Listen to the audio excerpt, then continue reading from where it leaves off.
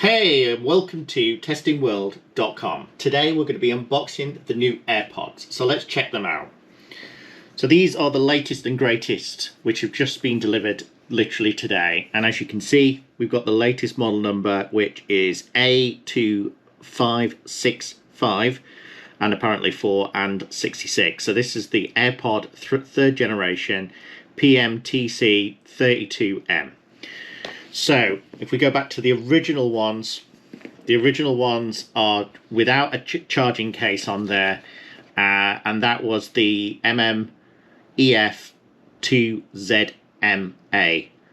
So these were the original ones, no charging capability.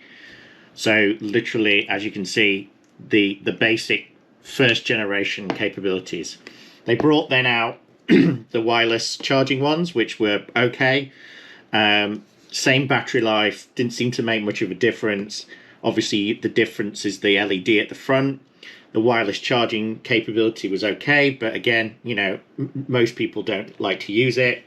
And then we can see with the latest AirPod Pros, which I must admit I was kind of confused when they did the launch. I was hoping they'd do the refresh of the AirPod Pros with some improved battery life and some capability, because the ones that I've got at the moment, unfortunately the battery life on them is poor, and you know, it suffers from a lot of disconnect kind of problems.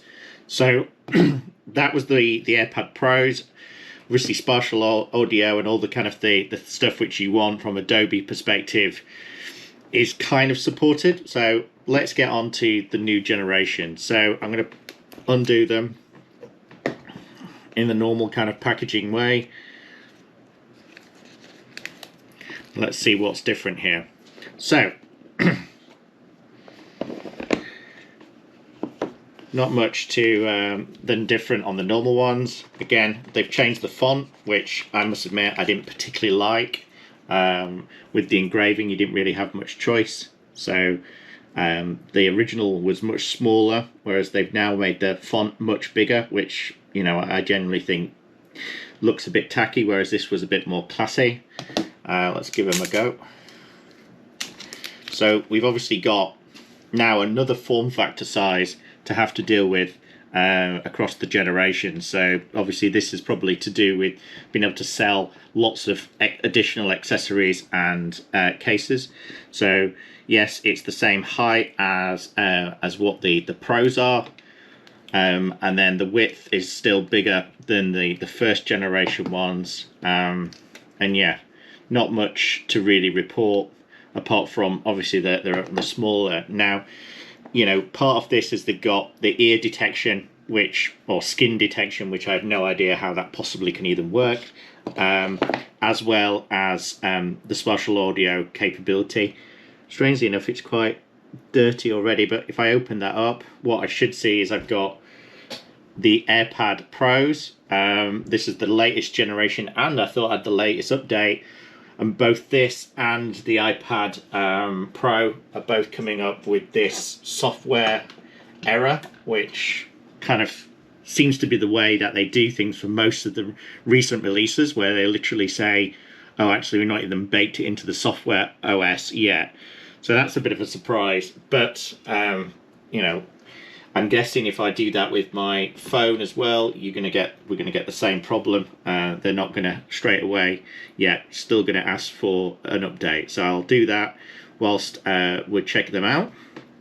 So let's get down to the actual phone. It's the actual AirPods themselves. So yeah, they obviously redesigned them, and yeah, they look very similar.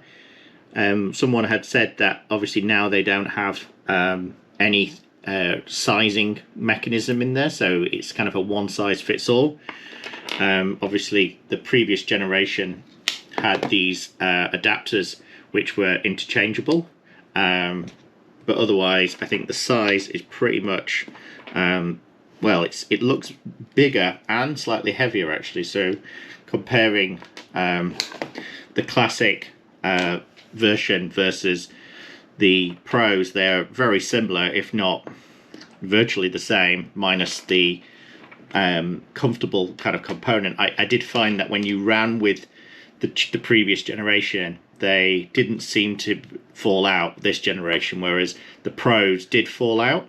So it's quite nice to see if these ones are going to be a more comfortable fit. Now I'm going to try this one in my standard ear, on my left ear. They feel a lot more comfortable, but again, it's a one size fits all, so you're going to have to, I guess, compromise depending on your setup. They do feel fine, you know, they don't feel like they're kind of big or too heavy. Whilst we're waiting for an upgrade on the software update, I'm going to show you the rest what's in the box, which is just the cable.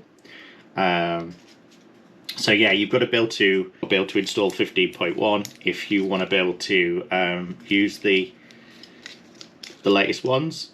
Of course, the next bit is that, again, they're not using the USB-C. They're not going down the USB-C route, which is, to me, is a bit of a shame, because, you know, the Lightning I still find is not very robust when it comes to you know, making it pluggable, and you know, these, you're just throwing these away, whereas the C ones are definitely battle hardened and they work much better.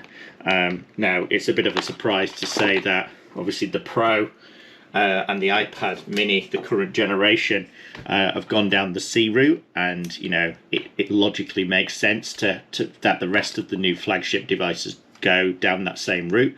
So a bit of a surprise that they've not gone down the C route. So I will have to comment below about what the overall quality is, if the spatial audio does make a massive difference. I'm hoping that we're also going to get better battery life out of these, and also of the charging deck, because like I said, this is completely depleted now. And yes, I used the wireless charging in the majority of time. I never left it plugged in, so we'll just have to see.